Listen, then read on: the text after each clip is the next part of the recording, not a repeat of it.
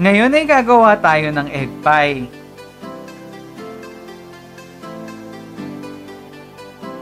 Para sa ating crust ingredients,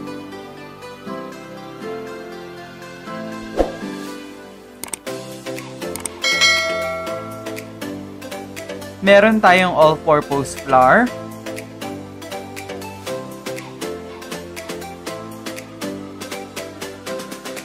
salt, white sugar and unsalted butter, ice cold water, egg yolk, and vanilla extract. Para naman sa ating filling ingredients,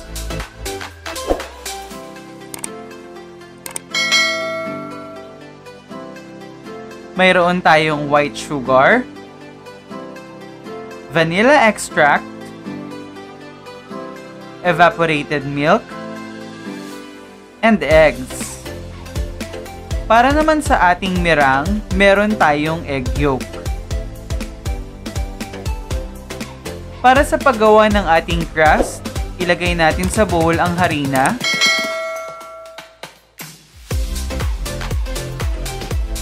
ang asin or salt, pati na rin ang white sugar. I-mix lang natin siya gamit ang ating whisk para ma-distribute evenly ang sangkap.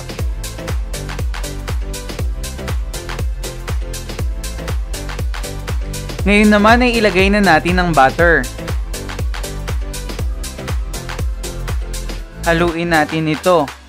Pagsamasamahin natin ang butter pati ang dry ingredients hanggang sa makamit natin ang yellowish na kulay at mawala ang puti ng harina.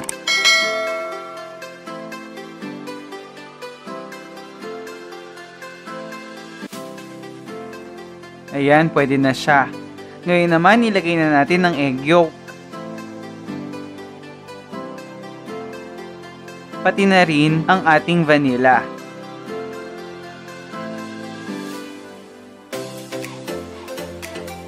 At ang 3 tablespoon na ice cold water.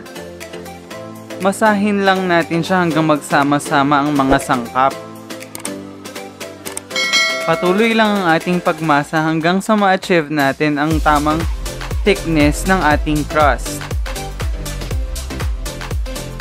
Pag na-achieve na natin ang thickness ng ating crust, ilalagay natin siya sa ref or i-refrigerate natin siya sa loob ng 1 araw o sa buong araw.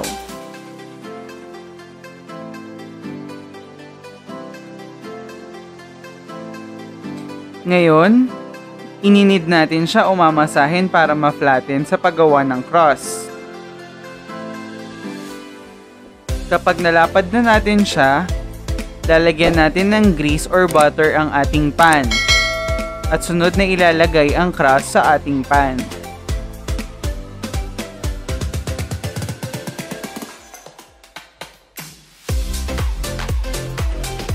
Ngayon naman paiinitin natin ang evaporated milk.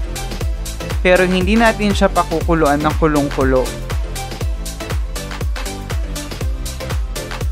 Ito ay para sa ating filling.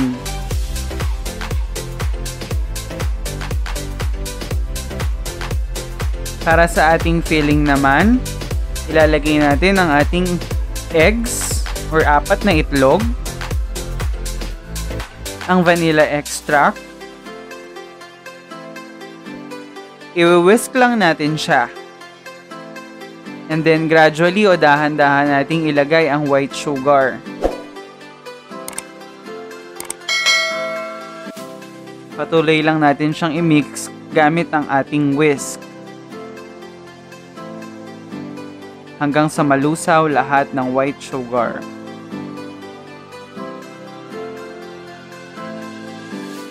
Pagkatapos na ilalagay na natin ang ating evaporated milk. Patuloy lang tayo sa pagmix hanggang sa ma-achieve natin yung consistency at maghalo-halo ng tama ang sangkap.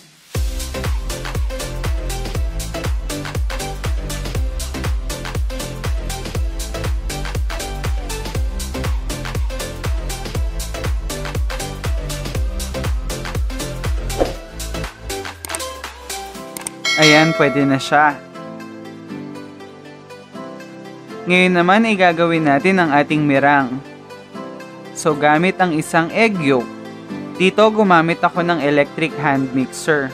Kung wala kayong electric hand mixer, pwede namang gumamit ng whisk. So patuloy lang ang ating mix hanggang sa ma-achieve natin yung soft peak na tinatawag.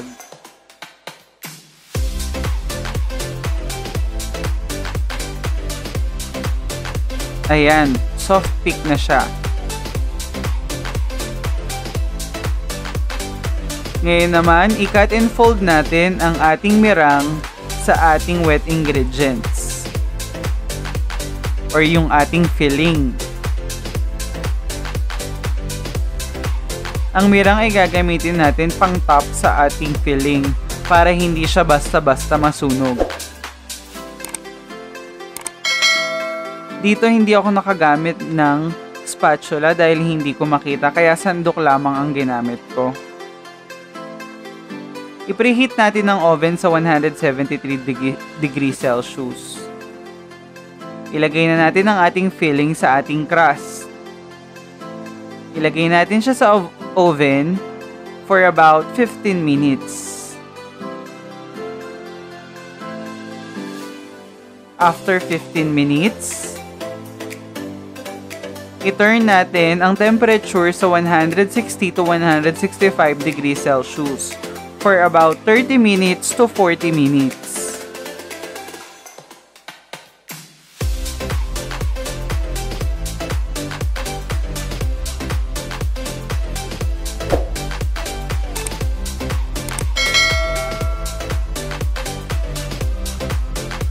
After 30 to 40 minutes, pwede na nating patayin ang ating oven at hanguin ang ating egg pie.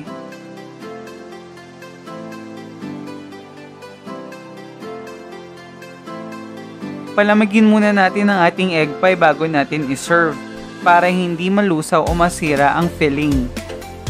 Ayan, handa na ang ating egg pie at pwede na nating kainin. Client satisfied! Don't forget to click the subscribe button and bell button para ma-notify kayo sa iba pang mga video. Maraming salamat!